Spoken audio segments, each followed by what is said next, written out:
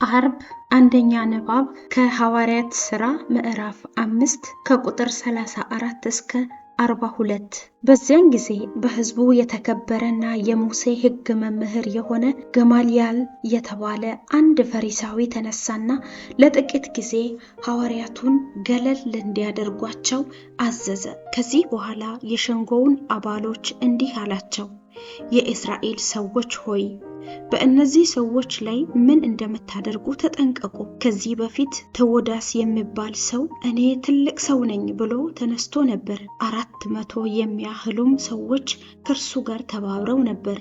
ነገር ግን እርሱ ተገደለ፣ ተከታዮቹ ተበታተኑ፣ ዓላማውም እንዳልነበረ ሆነ። ከዚያም በኋላ የሕዝብ ቆጠራ በተደረገበት ዘመን ገሊላዊው ይሁዳ ተነስቶ ብዙ ሰዎች እንዲከተሉት አድርጎ ነበር። እርሱም ተገደለ፣ የተከተሉትም ሁሉ ተበታተኑ። ስለዚህ አሁንም እኔ የምላችሁ ከነዚህ ሰዎች እንድትርቁና እንድትተዋቸው ነው።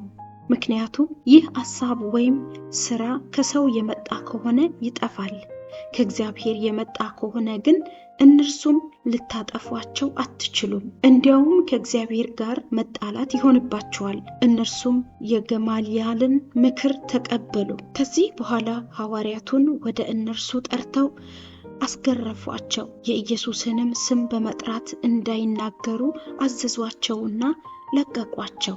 ሐዋርያት ግን ስለ ኢየሱስ ስም ውርደት ለመቀበል የተገቡ በመሆናቸው ደስ እያላቸው ከሸንጎው ወጥተው ሲሄዱ በየቀኑም በቤተ መቅደስና በየቤቱም ስለ መሲሁ ኢየሱስ ማስተማርንና የምስራች መናገርን አላቋረጡም ነበር። ይህ የእግዚአብሔር ቃል ነው። ለእግዚአብሔር ምስጋና ይሁን። መዝሙር 27።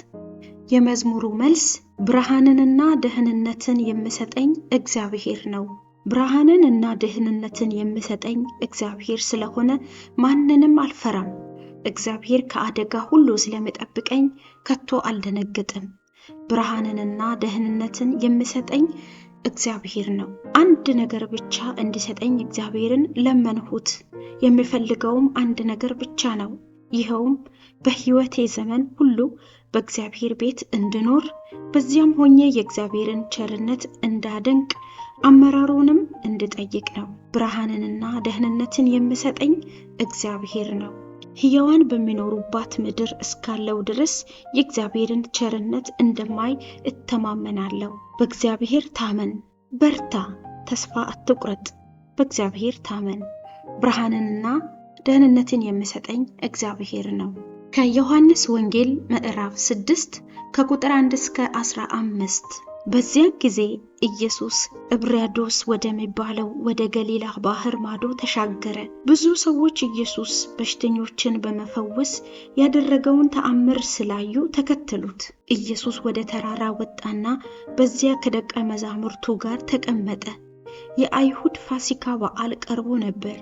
በዚያን ጊዜ ኢየሱስ ብዙ ሕዝብ ወደ እርሱ ሲመጣ ቀና ብሎ አየና ፊልጶስን ለዚህ ሁሉ ሰው የሚበቃ ምግብ ከየት መግዛት እንችላለን አለው።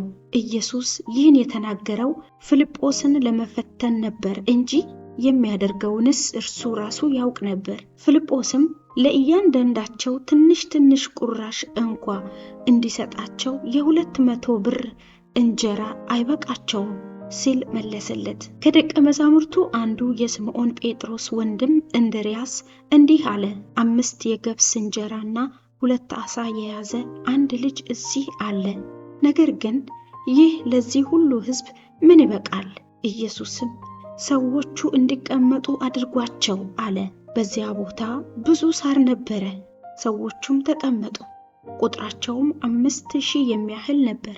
ከዚህ በኋላ ኢየሱስ እንጀራውን አነሳና የምስጋና ጸሎት አቅርቦ ለተቀመጡት ሰዎች አደላቸው። እንዲሁም ዓሣዎቹን አከፋፈላቸው። ሁሉም የሚያስፈልጋቸውን ያህል አገኙ።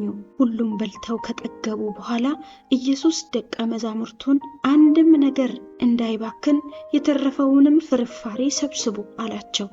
እነርሱም ሰዎች በልተው ከተረፈው ከ5ቱ የገብስ እንጀራ ፍርፋሪውን ሰብስበው በ12 መሶብ ሞሉ። ሰዎቹም ኢየሱስ ያደረገውን ተአምር ባዩ ጊዜ በእርግጥ ይህ ወደ ዓለም የሚመጣው ነቢይ ነው አሉ። ሰዎቹ ግን በግድ ወስደው ሊያነግሱት እንዳሰቡ ባወቀ ጊዜ ኢየሱስ ብቻውን እንደገና ራቅ ብሎ ወደ ኮረብታ ሄደ። ይህ የክርስቶስ ቃል ነው። ክርስቶስ ሆይ ምስጋና ላንተ ይሁን።